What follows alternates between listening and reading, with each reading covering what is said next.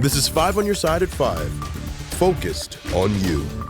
We start with weather tonight. We have a weather impact alert. Our meteorologists are tracking some storms popping up around the bi-state right now. Thanks for joining us. I'm Kelly Jackson. And I'm Mike Bush. Let's get right over to meteorologist Jim Castillo. Jim? Hi, guys. So a severe thunderstorm warning, a brand new one till 5:45, is now in effect basically northern Jefferson County and into Monroe County, Illinois, and a small slither of St. Clair County in Illinois also, and then just a small slither of St. Louis County near Melville. So Melville to Arnold, you're under this warning.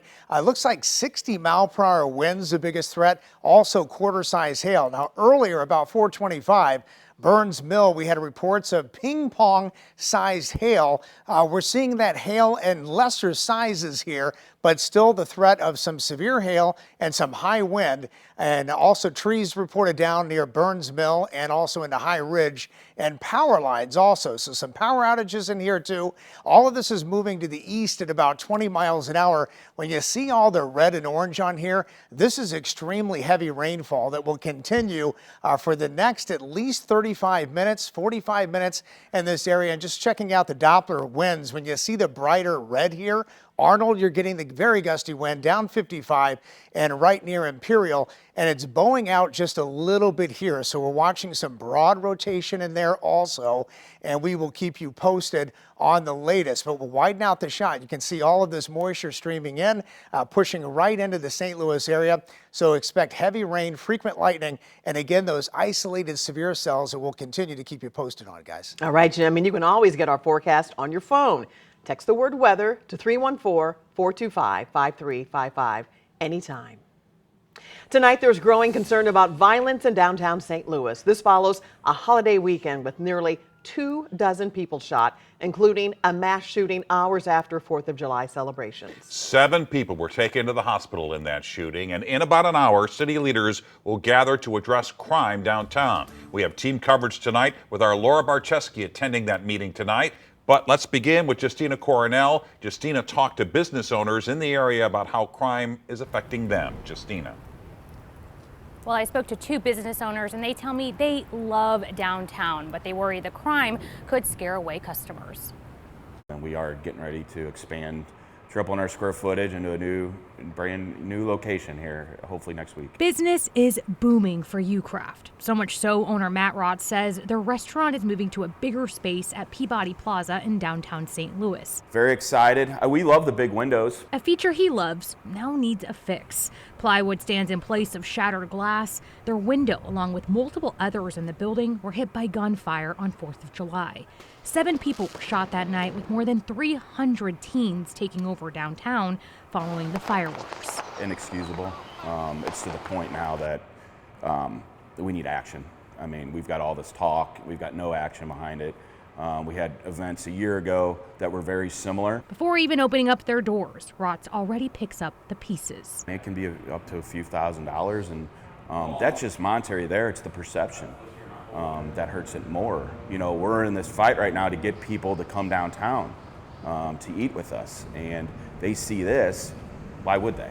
Longtime bar owner Kevin Lisi with Jack Patrick's also cares about the crime. We finally feel like we got past the pandemic, and then now we've got a whole new set of problems with the crime is just out of control. He knows the impact of what it can do. When these big stories happen and they make the news, you know, somebody who's not from this area is like, you know, maybe I'll skip that because it doesn't look very safe. Both business owners are invested.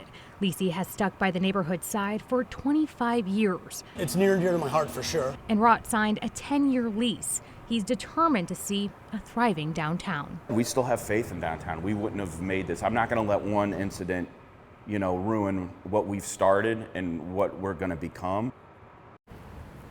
As for the 4th of July shooting here in downtown, we did reach out to police for any updates. So far, there have been no arrests and the investigation is ongoing. Reporting in downtown St. Louis, Justina Coronel, 5 on your side. And as we mentioned, in about an hour from now, there's a Downtown Neighborhood Association Town Hall meeting. St. Louis's circuit attorney and the police chief are expected to be there. Laura Barczewski joins us live with more on what to expect. Laura.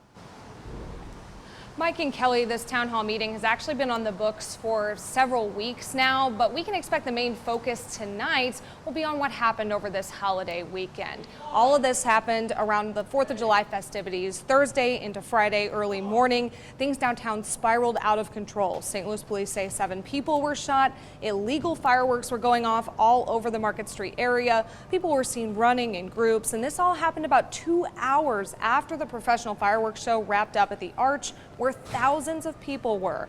2 armed teams were then arrested Saturday near City Garden. That same day later, a 15-year-old boy walking with his family near Stiefel Theater at 5 p.m. was grazed by a bullet.